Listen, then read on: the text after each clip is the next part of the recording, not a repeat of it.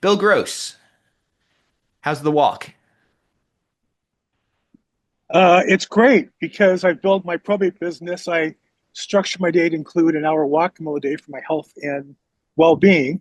But I usually listen to Probate Mastery Zoom call because it's so valuable. So thank you for doing the call and for recognizing me. I just wanted to add maybe something you said, and then maybe give a resource.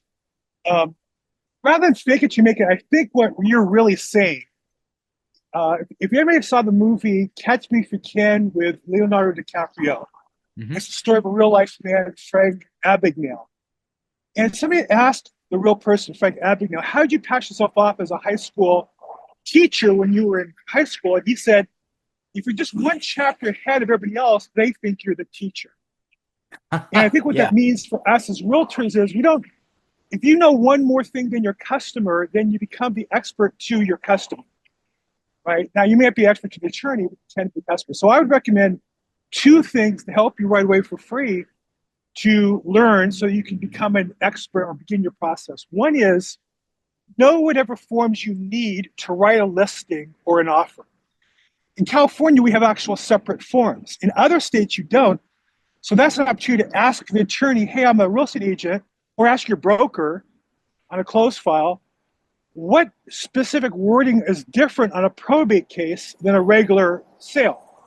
And if it's nothing, now you know it's nothing. But generally, the sharp attorneys have some clause. They have some things they went in there, disclosures to protect the client.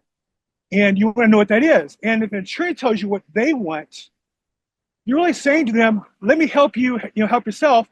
I'll make sure that wording gets in my offer. So number one is whatever wording or forms or verbiage you need, know that. And in California, know the CAR forms for probate purchase. Number two, I would say there's a resource called Executorium, Executorium. And on there, they have resources for every state and county that has probate resources. And I'd recommend everybody to go there.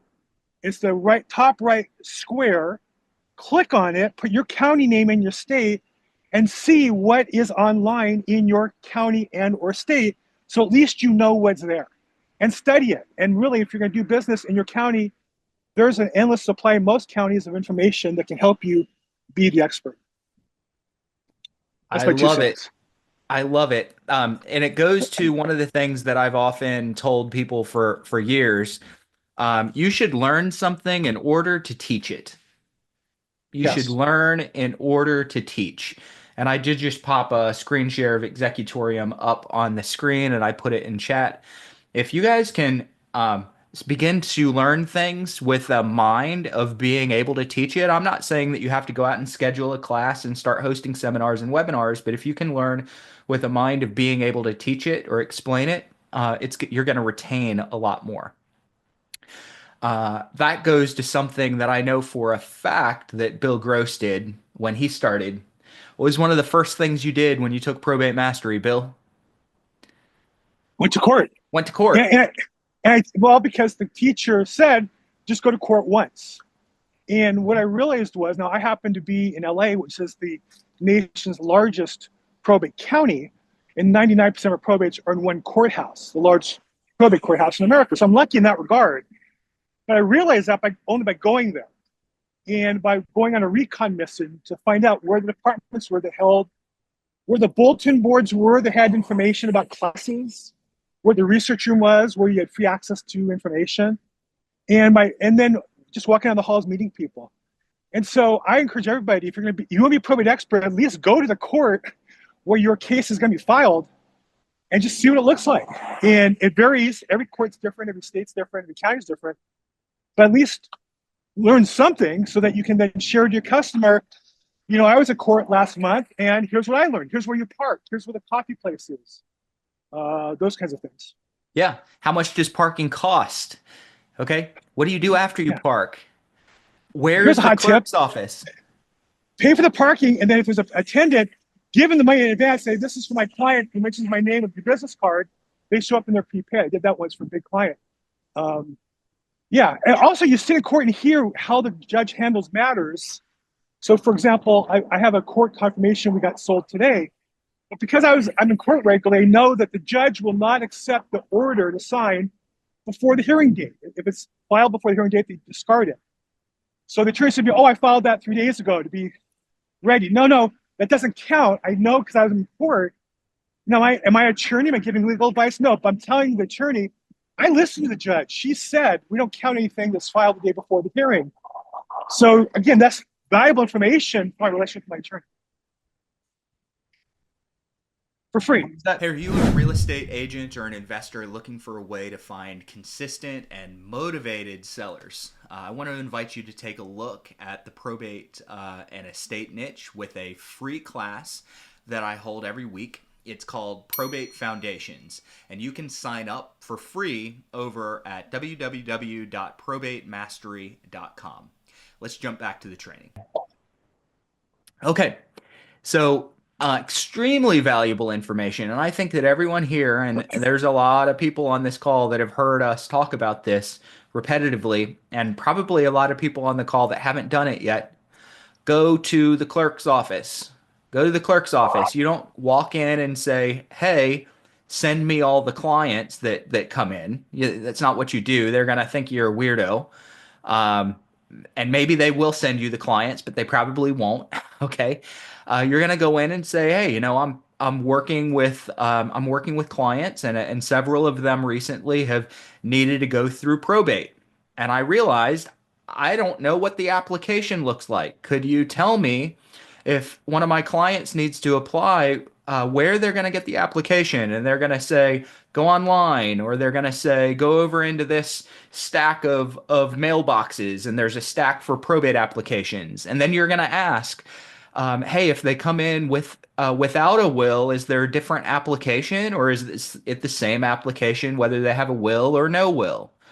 In some courthouses in some states, it's different applications. I want you guys looking at the applications and figuring out what they need to look like. Take it home, mock fill it out. Does it need to be filled out in triplicate? Is it one? Can it be done online? I don't know. I don't know because every courthouse is going to be different. But go look at the application and then ask the clerk, "Hey, once this is filled out, what do they do with it?" And the clerk will probably say they give it to me or they submit it online. Again, I don't know what they're going to say in your local courthouse, but you need to ask what happens after this is filled out. Who do they give this to? Do they pay a filing fee? These are things that you need to understand and be able to talk about. And then ask the clerk, is there some kind of court hearing? Now that's a really dumb question because I can tell you there's absolutely a court hearing, but there really aren't dumb questions. Your job is to engage in a dialogue with the person at the court, the clerk. They'll usually say yes, they have a hearing. Is that normally a couple of days later or a few weeks? Find out how long it takes to for that hearing. And like Bill, if it's an open hearing, go to the hearings. Go to a few of them. Go to one at least. Now, I want everyone to know that some courthouses don't allow for open probate hearings. So the hearing comes after the application is submitted. It's scheduled out, typically a couple of weeks out in most counties. In some counties, it could be a couple of months out. But they go with all their supporting documents and they sit in front of the magistrate or the judge and they present their case for why they need to be allowed to open probate. The judge will review everything and typically approve them to open probate, open up the estate. Okay. So sit in one of those hearings if you can. And if the clerk says it's not open, that's okay. At least you tried. A lot of you are in areas where there are open hearings and it'll be a courtroom where there's maybe 4 or 5 families that are all there for the same time window, and the judge calls one family up at a time, and you can sit in the back like a fly in the wall and hear why people are getting denied, why people are getting approved, the instructions that the judge or the court is giving them. Um, Extremely valuable. If you do that, you're going to be ahead of 99.9% of other investors and realtors in the country. 99.9%. You will know more than almost everyone else.